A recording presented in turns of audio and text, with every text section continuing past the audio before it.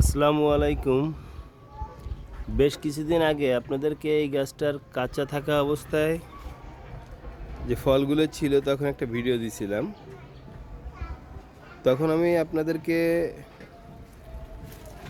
বলছিলাম যে এটা যখন পেকে যাবে, খাওয়ার মতন উপযোগী হবে, তখন আপনাদেরকে একটা সুন্দর ভিডিও দিব। ইনশাআল্লাহ আমার সেই লেবু গাছটার সব কমলা লেবুগুলো পেকেছে এবং দেখতে পাচ্ছেন কত সুন্দর, মন ভরে যাবে।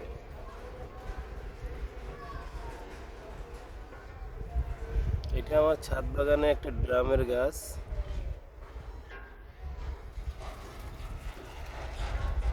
সারা গাছে লেবু আর লেবু, মাশাআল্লাহ।